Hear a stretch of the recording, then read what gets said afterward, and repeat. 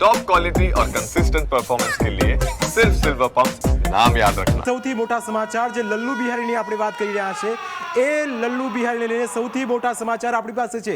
એ સમાચાર કે આખરે મહેમૂદે કેવી રીતે પોતાનું આખું સામ્રાજ્ય બનાવ્યું હતું, કેવી રીતે મહેમૂદ એક એજન્ટના થકી પોતાના રૂપિયા ભેગા કરતો હતો અને આ પ્રકારનું તેણે ફાર્મ હાઉસ બનાવ્યું હતું। આ સૌથી મોટો ખુલાસો જે જયેશ આપણા સહયોગી આપણી સાથે લાઈવમાં જોડાશે, તેમની સાથે વાતચીત કરીશું। જયેશ, મહેમૂદને લઈને અત્યાર સુધીનો આ સૌથી મોટો ખુલાસો છે। મહેમૂદે કયા પ્રકારે પોતાનું આખું સામ્રાજ્ય બનાવ્યું, કેવી રીતે લોકોને પોતાની જાળમાં ફસાવતો હતો, જે આલિશાન ફાર્મ હાઉસ બનાવવામાં આવ્યું તેની પાછળ તેની મોડસ ઓપરેન્ડી કયા પ્રકારની હતી, જે રિક્ષાઓ તેની સાથે ઘરમાં દેખાતી હતી, જે સામાન દેખાતો હતો, એ તમામ વસ્તુઓ કેવી રીતે તેણે ભેગી કરી, આખું તેની ક્રાઇમ કુંડળી જયેશ વિસ્તારથી જણાવો।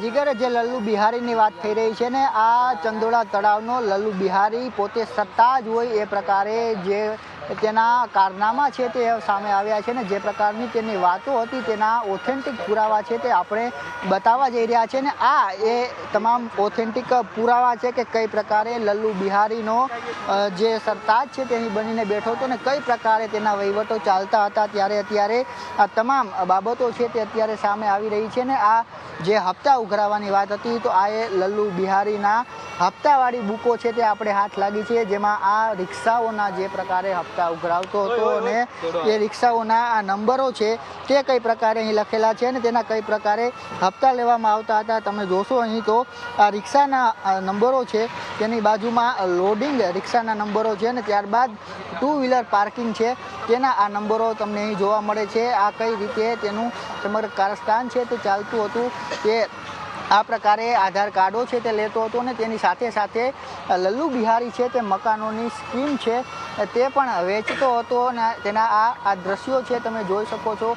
જે પ્રકારે પાર્કિંગની વાત હતી કે પાર્કિંગના કઈ પ્રકારે પૈસા ઉઘરાવવામાં આવતા હતા તો અહીં તમામ વિગતો છે તે લખવામાં આવી છે કે એડવાન્સ રકમ આપનારને ડિસ્કાઉન્ટ આપવામાં આવશે। એક તો ગેરકાયદેસર જમીન ઉપર પાર્કિંગ કરાવતો હતો અને પાર્કિંગમાં પણ તમને ડિસ્કાઉન્ટ આપવાના વાયદા લલ્લુ બિહારી છે તે કરતો હતો। સાથે ગાડી માલિક સિવાય બીજા કોઈને મળશે નહીં એ પ્રકારની આ પાર્કિંગ કાર્ડ છે તે તૈયાર કરવામાં આવ્યું છે, જેમાં જે પાર્કિંગ કરાવવા માગતા હોય તેમણે પોતાનું નામ, મોબાઈલ નંબર, વાહનના નંબર, એડવાન્સ રકમ, જૂના કેટલા બાકી છે તે સહિતનું સરનામું છે તે આપવું પડતું હોય છે। એટલે આ કચ્ચા ચીઠા છે તે ખુલી રહ્યા છે। તમારી પાસે રોકડ રકમ ન હોય તો લલ્લુ બિહારી દ્વારા આ યુપીઆઈ છે તે પણ રાખવામાં આવ્યું હતું। એટલે લલ્લુ બિહારી છે તમને ડિજિટલ સુવિધાઓ પણ આ ગેરકાયદેસર જમીન ઉપર પૂરી પાડતો હતો અને તેમાં કઈ પ્રકારના ઉલ્લેખો છે તે કરવામાં આવ્યા છે તેના પણ અહીં તમે દ્રશ્યોમાં છે તે જોઈ શકો છો કઈ પ્રકારે રકમની ઉઘરાણી થતી હતી।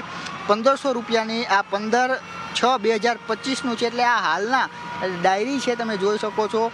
15/1/2025ના 900 રૂપિયા છે તે લેવામાં આવ્યા હતા। એટલે આ તમામ ડાયરીના જે કચ્ચા ચીઠા છે લલ્લુ બિહારીનો ધંધો છે તે કઈ રીતે ચાલતો હતો તેના આ પુરાવા છે। ત્યારબાદ જોવામાં આવે તો A1 ગ્રુમર્સ ટ્રેડર્સ નામથી પણ કેટલાક વ્યવસાયો છે તે કરતો હતો તેના પણ આ પુરાવા છે તમે આ દ્રશ્યોમાં જોઈ શકો છો કે કઈ પ્રકારે તેના આ ધંધા છે તે ચાલી રહ્યા હતા।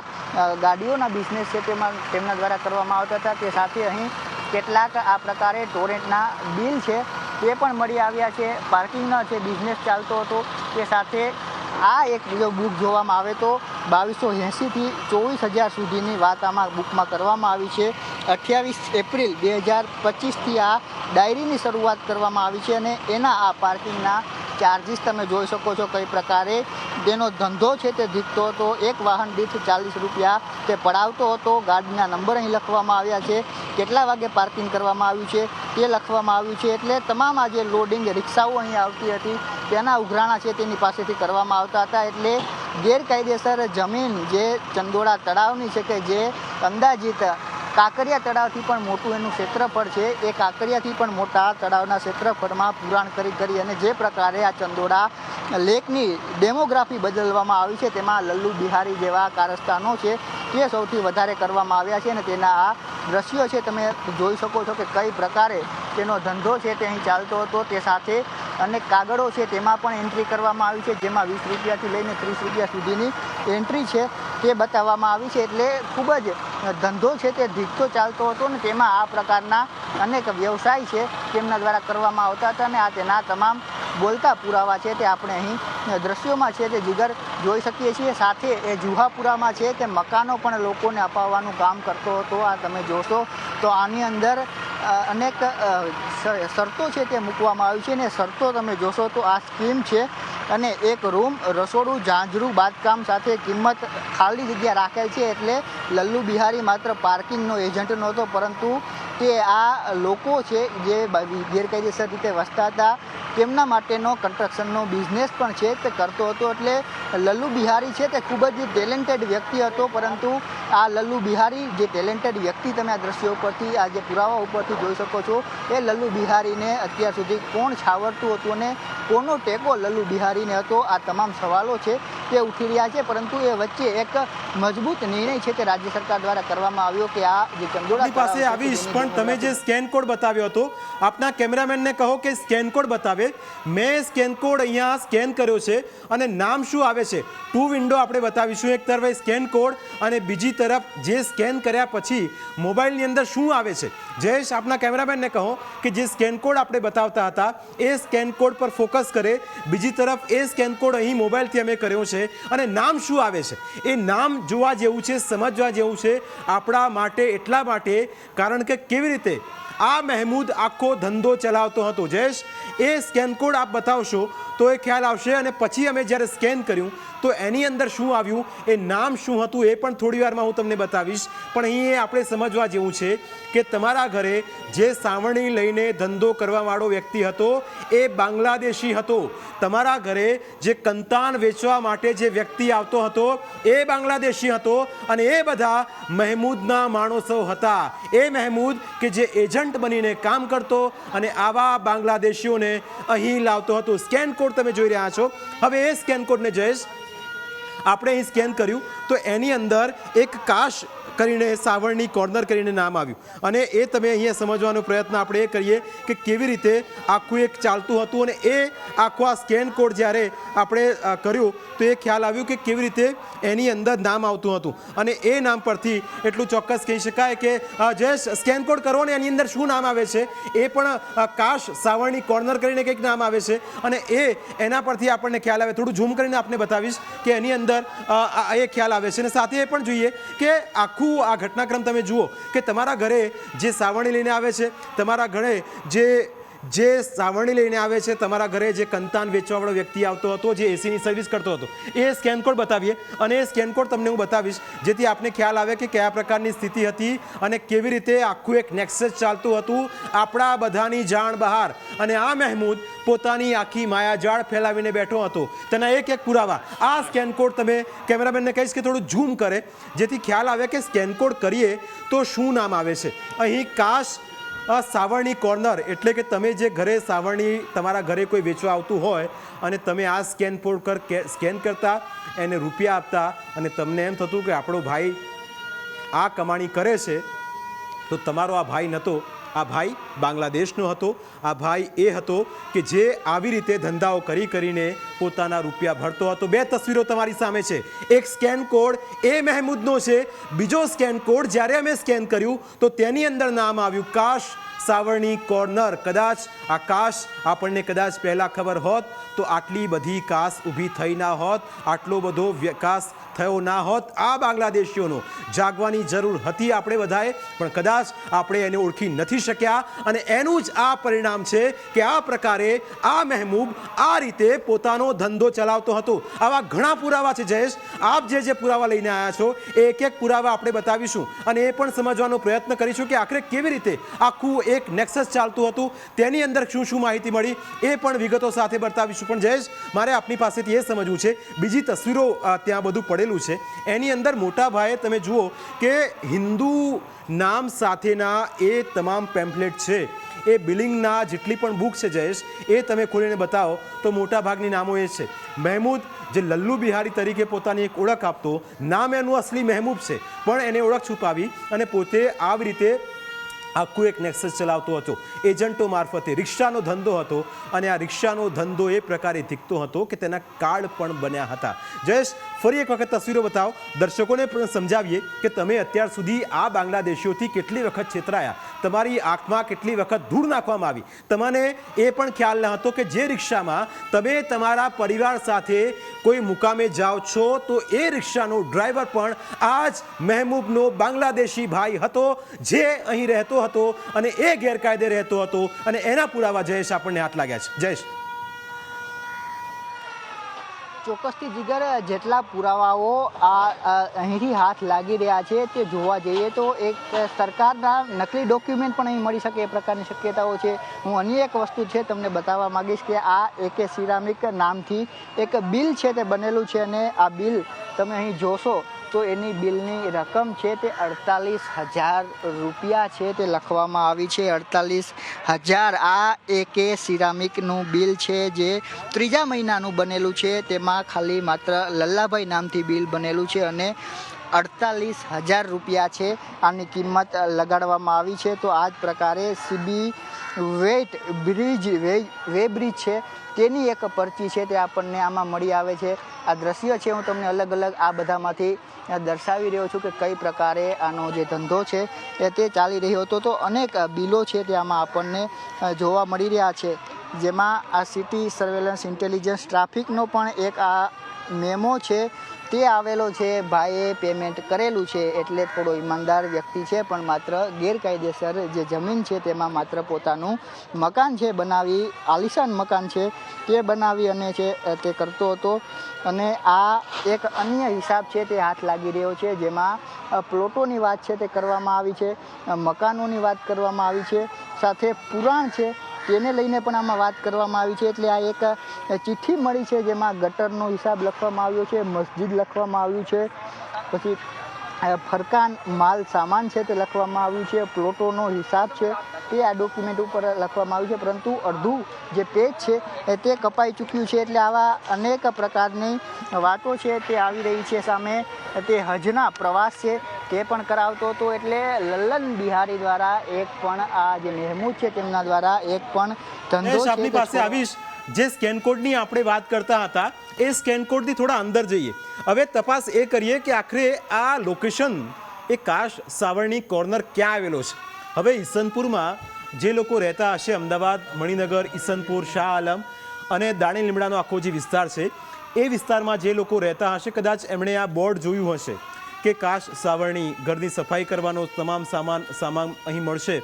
પણ એક સાવરણી જે કોર્નરની આપણે જે જીપે એકાઉન્ટ આપણે સ્કેન કોડ જે સર્ચ કર્યો એના આગળથી થોડા આગળ વધ્યા છીએ અને તમે જુઓ જસ્ટ ડાયલમાં આ જ્યારે નંબર નાખવામાં આવે છે ત્યારે ઓપન થાય છે આખી એક વેબસાઇટ કે જસ્ટ ડાયલ, એટલે કે તમે એક ડાયલ કરો ને તમને તમામ માહિતી મળી જાય. એ જસ્ટ ડાયલની અંદર આ કાશ સાવરણીનો નંબર હતો અને જ્યારે સર્ચ કર્યું ત્યારે એ ખ્યાલ આવ્યો કે આ અમદાવાદના ઈસનપુરમાં આવેલ કાશ સાવરણી કોર્નર છે તેના ગ્રાહકોની માંગણીઓને સંતોષકારક રીતે પૂર્ણ કરવા માટે જાણીતું છે. એક વ્યવસ્થિત રીતે આ વ્યવસાય 2017માં અસ્તિત્વમાં આવ્યો ત્યારથી તેના ક્ષેત્રમાં એક જાણીતું નામ છે એ મહેબૂબનું હતું.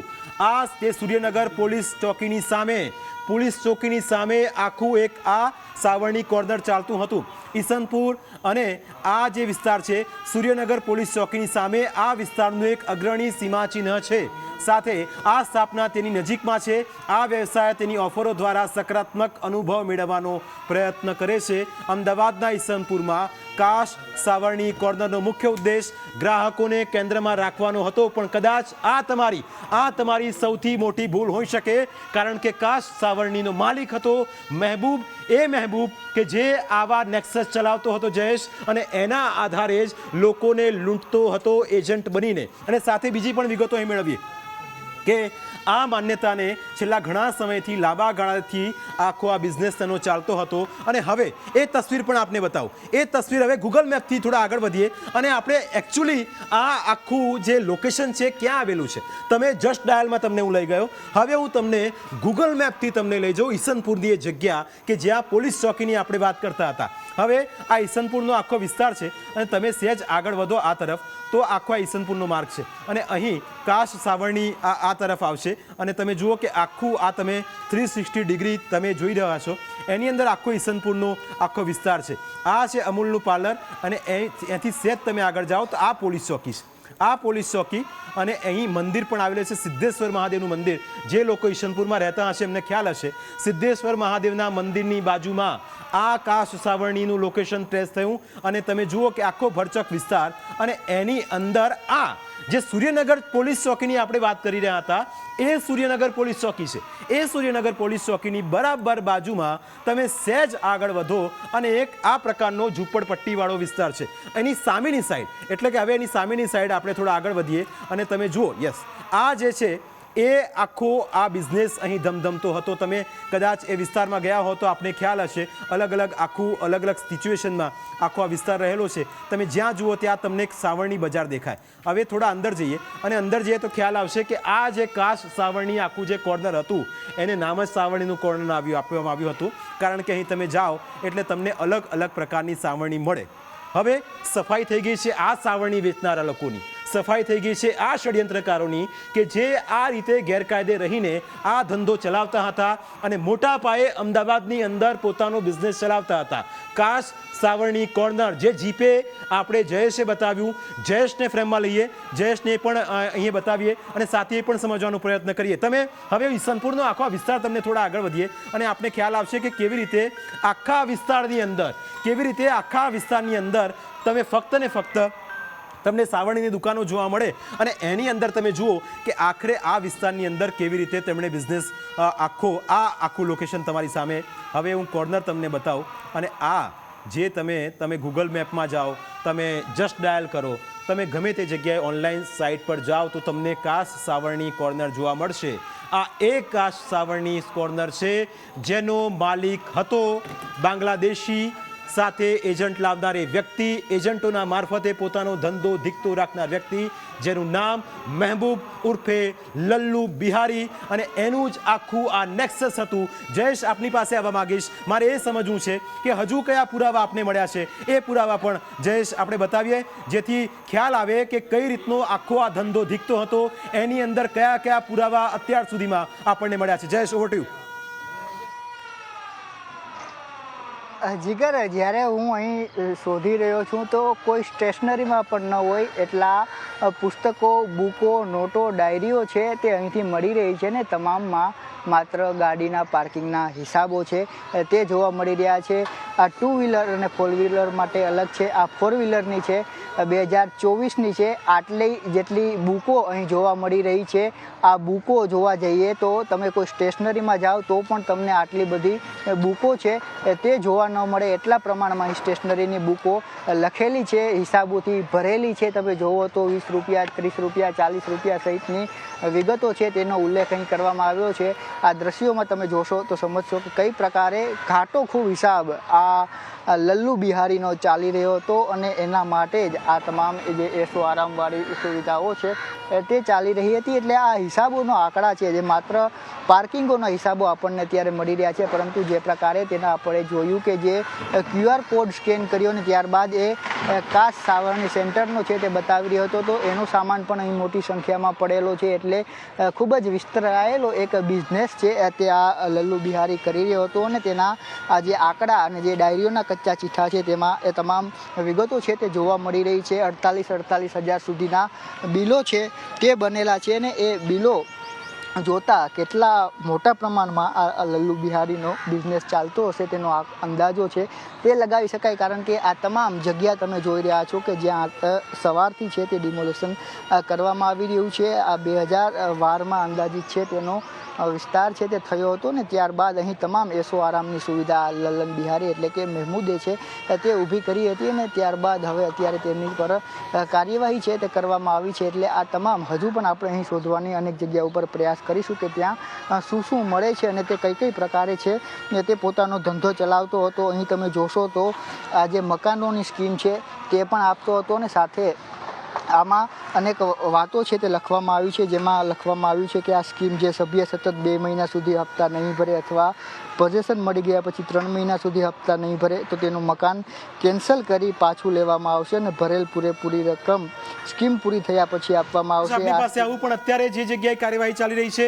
એ ચંડોળા તળાવ, અહીંથી જ્યારે એસજી હાઈવે પર અમે છીએ ત્યાંથી ચંડોળા તળાવ, અને એ લોકેશન તમે જેવું સર્ચ કરો કે તમને ખ્યાલ આવે આ સીધું ચંડોળા તળાવ, અને અહીં આખી અત્યારે આ કાર્યવાહી ચાલી રહી છે. જુઓ ચંડોળા તળાવનો વિસ્તાર, જે અમે અગાઉ આપણે કહેતા હતા કે 2011ની સ્થિતિ 2024ની સ્થિતિ ઘણું બધું બદલાઈ ગયું છે, પણ અત્યારે કાર્યવાહી ચાલી રહી છે. અને આ ચંડોળા લેક જેની આસપાસ જેટલા પણ દબાણો હતા એ દૂર કરવામાં આવી રહ્યા છે.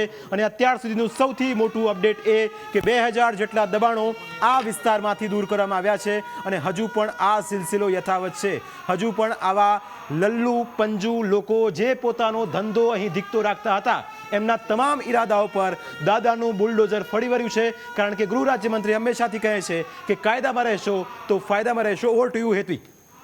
તો જે પ્રકારની તસવીરો સામે આવી રહી છે, આપણી સાથે અહીંયા કોંગ્રેસના પ્રવક્તા પરાગભાઈ પણ ઉપસ્થિત છે, અને તમામ દ્રશ્યો પરાગભાઈ આપણે જોયા જ, અને જે વિગતો સામે આવી છે, એક મુસ્લિમ વ્યક્તિ હિન્દુના નામ પર રહે અને લોકોની વચ્ચે એવો ભળી જાય, આપણી સાથે આપણા ઘરના કામ કરતો વ્યક્તિ એ બાંગ્લાદેશી હશે, એ કોઈ મુસ્લિમ વ્યક્તિ હશે, તેની આપણે કલ્પના પણ ન કરી શકીએ. એવી રીતે આપણી સાથે વર્ષોના વર્ષોએ કામ કર્યું, ભળી ગયો, અને જ્યારે આખું આ નેક્સસ સામે આવ્યું, જ્યારે આખો આ ભાંડો ફૂટ્યો, ત્યારે આ બધી વિગતો સામે આવી છે. પહેલી દ્રષ્ટિએ આપ આખી ઘટનાને કેવી રીતે જુઓ છો? હેતવી, હું છેલ્લા 1.5-2 કલાકથી અહીંયા બેઠો છું. આપના એન્કરે જે પણ પ્રકારની કાર્યવાહી થઈ છે અને રજની વિગતો આપી રહ્યા છે, અને રાજનીતિના 2 સ્પોક્સપર્સન પણ અહીંયા બેઠે છે. હવે આને જોવાય કેવી રીતે એ પણ એક મહત્ત્વની વસ્તુ છે કે 22 તારીખે પહેલગામ કાશ્મીરની અંદર એક હુમલો થાય છે. એમાં 26થી 27 જેટલા લોકોને હિન્દુ ધર્મના નામે એમને મારી નાખવામાં આવે છે. એમાંથી મૃતક શૈલેષભાઈ આપણે સુરતમાં હતા, એમના પત્નીને જ્યારે CR પાટીલ સાહેબ મળવા જાય છે ત્યારે એવું કહે છે કે અહીંયા ત્રિસ્તરીય સુરક્ષા હોવી જોઈએ. એ સુરક્ષા નથી, અને એટલા માટે જે લોકો દેશમાં રાજ કરે, જે સુરક્ષા ના આપી શકતા હોય તો એને વોટ ના આપવા જોઈએ. આ વિડીયો આખી દેશે જોયો છે. એટલે કે એવું તો નથી ને કે ભાઈ આ રીતે જે મેસેજ આખા દેશમાં ગયો છે એના એક રિએક્શનના ભાગરૂપે તાત્કાલિક આપણે બાંગ્લાદેશમાં અહીંયા એક સર્ચ ઓપરેશન કરવામાં આવ્યું, બધાને પકડવામાં આવ્યા. હું માનું છું કે ચલો આ ઘટનાને ને આજના સર્ચ ઓપરેશનને ચંડોળાને કોઈ કનેક્શન નથી, બહુ સારી વાત છે. અને ચંડોળામાંથી જેટલા લોકો બી તળાવમાંથી અત્યારે પકડાયા છે, જેમ JCPએ કીધું કે અત્યારે જે પણ ડિમોલેશનની કાર્યવાહી થઈ છે, અને ડિમોલેશનની કાર્યવાહીમાંથી 200 જેટલા, લગભગ 200 જેટલા બાંગ્લાદેશીઓ આઈડેન્ટિફાય થયા છે. એમની જોડે જે દસ્તાવેજી પુરાવા મળ્યા છે એ ખોટા છે, અથવા ખોટા બનાવનાર જે મુખ્ય આરોપી છે એ લલ્લુ બિહારી ઉર્ફે મહેમૂદ છે. એ વાત હકીકત છે. હવે જ્યાં સુધી એક રાજકીય પાર્ટીને લાગે વળગે છે ત્યાં સુધી આ પ્રકારની કાર્યવાહી તમે જ્યારે બી હરિયાણાના નૂની અંદર જ્યારે હુલ્લડ થયેલું ત્યાં પણ આ જ પ્રકારની જોવા મળ્યું કે બાંગ્લાદેશીઓ અહીંયા રહે છે, એની વિરુદ્ધ કાર્યવાહી થઈ છે. આપણે જેમ તમારા એન્કરે કીધું કે 2010માં તત્કાલીન મુખ્યમંત્રી નરેન્દ્રભાઈ હતા ત્યારે પણ એમણે આ પ્રકારની કાર્યવાહી કરવામાં આવેલી. અમે પોતે બી કેટલી વખતે રસ્તેથી ગયા છે. આ જે વિસ્તારની વાત થઈ રહી છે એ ઈસનપુર અને શાહ આલમની વચ્ચેનો એક એરિયા છે કે જ્યાં બાંગ્લાદેશીઓ મોટી સંખ્યાની અંદર વર્ષોથી ત્યાં વસી રહ્યા છે, અને એ દરેક પ્રકારના દસ્તાવેજી પુરાવા ધરાવે છે. હવે જો આજની કાર્યવાહી પછી જો એવું સાબિત થતું હોય કે એ લોકો દેશદ્રોહી પ્રવૃત્તિઓમાં સામેલ છે, અને દેશદ્રોહી પ્રવૃત્તિમાં સામેલ હોવા છતાં પણ આટલા વખતથી ત્યાં રહે છે, તો એના માટે જવાબદાર કોણ? જો સામેલ છે તો એમનું ડિપોર્ટેશન કરવામાં આવે. પરંતુ સાચી વાત તો એ છે કે આ પ્રકારના કાર્યક્રમો પહેલાં પણ સરકાર દ્વારા, કોર્પોરેશન દ્વારા કરવામાં આવેલા છે, અને અત્યાર સુધીમાંથી 35થી માંડીને 15 જેટલા લોકોને જ ફક્ત આપણે ડિપોર્ટેશન કરી શક્યા છીએ. આ પણ એક હકીકત વસ્તુ છે. પરંતુ અત્યારે આ પ્રકારની કાર્યવાહી કરી અને શું કરવા આપણે શું માગીએ છીએ? આપણે એવું બતાવવા માગીએ છીએ કે જે પુલવામા કાશ્મીરની અંદર જે પણ હુમલો થયો છે એના માટે જવાબદારો બાંગ્લાદેશીઓ જ છે, અને એ જવાબદાર હોય તો કાર્યવાહી કરવા માટે જો. પરંતુ અહીંયા જેમ અમેરિકાના લોકોએ આપણા લોકોને ડિપોર્ટ કર્યા, તો અમેરિકામાં જે લોકો ત્યાં વર્ષોથી આવી રીતે કાયદેસર રહે છે એ લોકો પણ કોર્ટમાં જાય છે, એ પણ કોર્ટના દ્વાર ખખડાવે છે. જેમ બાંગ્લાદેશીઓ વર્ષોથી અહીંયા રહીને ખોટા દસ્તાવેજો બનાવી લીધા છે, ત્યાં આપણા ગુજરાતીઓ અને ભારતીયો પણ આવી રીતે દસ્તાવેજો બનાવી લીધેલા છે, કોર્ટમાં જાય છે. તો અહીંના લોકો કોર્ટમાં જશે, કોર્ટ ડિસાઇડ કરશે કે આમાંથી કોણ ખરેખર બાંગ્લાદેશી છે, કેવી રીતે આવી ગયા છે, એમને મદદ કરનારું કોણ છે, એ મદદ કરનારના તાર ક્યાં જોડાયેલા છે, અને કોર્ટની કાર્યવાહી અને એનો જે આદેશ આવે આપણે એને માન્ય રાખવાનો છે. આપણે કાયદો હાથમાં રહેવાનો નથી કે આપણે પોતે જ ચેનલ દ્વારા કે એમાં આપણે એ કાયદો બની જવાનો નથી. માન્ય કોર્ટો આપણી દેશની અંદર છે, નીચલી કોર્ટ છે, હાઈકોર્ટ છે ને સુપ્રીમ કોર્ટ છે. જે લોકો આજની કાર્યવાહી થકી આપણે 18 જેટલા લોકો હાઈકોર્ટની અંદર ગયા છે, એની સુનાવણી થાય અને બાકીની કાર્યવાહીમાં જે પણ કંઈ સામે આવે એની જોડે કોંગ્રેસ પાર્ટી પણ સંમત છે. અમે આ દેશની અંદર જે પણ દેશ વિરોધી કાર્યવાહી કરતું હશે એની ઉપર સખ્ત પગલાં લેવાય એના ફેવરમાં છીએ. પરંતુ આવી કાર્યવાહી થ્રુ તમે ધ્રુવીકરણની રાજનીતિ થઈને એક કોંગ્રેસ પાર્ટીની ઉપર ખોટું લેબલ લગાવી અને એ પ્રકારની રાજકીય કોઈ પણ પ્રકારની જો ફાયદો ઉઠાવવામાં આવતો હોય તો એનો કોંગ્રેસ પાર્ટી વિરોધ કરે છે.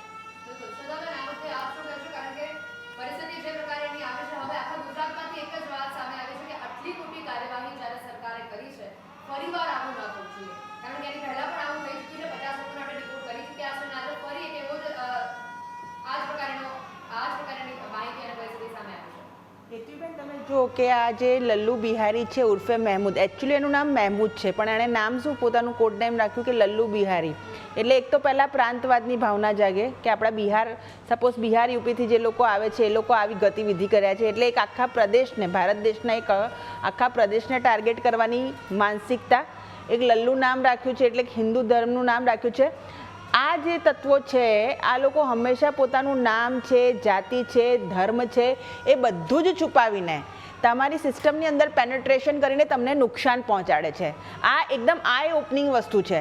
આજે પહેલગામની અંદર કોઈએ જેણે જે ચર્ચા કરવી એ કરી શકે છે ઓપોઝિશન, પણ ત્યાં જે નાગરિકો સાથે 26 નિર્દોષ લોકોને તો પૂછવામાં આવ્યું ને કે તમારો ધર્મ શું છે, અને એના પછી પણ એ પુરુષો સાથે પણ અમુક બર્બરતા કરવામાં આવી ને, કયા પાર્ટ્સ ચેક કરવામાં આવ્યા એ માહિતી પણ બી છે, અને એના પછી એમને મારવામાં આવ્યા છે. તો હવે આના માટે કેટલું જનજાગરણ કરવું પડશે. લોકોએ પોતાની આંખ ઉઘાડી દેવી જોઈએ. જે રાષ્ટ્ર પોતાની રક્ષા નહીં કરી શકે ને એને પછી બીજાને કહેવાનો કોઈ અધિકાર નથી. આજે આ લોકો પોતાનું ધર્મ બદલે છે, નામ બદલે છે, લેન્ડ જેહાદ કરે છે, લવ જેહાદ કરે છે. એમની એક માનસિકતા છે જ. એમણે તો કહી દીધું છે કે અમે નામ બદલીશું, અમે ધર્મ બદલીશું, અમે તમે ધર્માંતરણ કરાવીશું અને અમે તમારી સિસ્ટમમાં પેનેટ્રેશન કરીને તમારી સંસ્કૃતિને ખતમ કરી દઈશું, કારણ કે એવું અમને શીખવાડવામાં આવ્યું છે. એવું એમના જે તથાકથિત મૌલાનાઓ છે એ લોકો એમને શીખવાડેલું છે.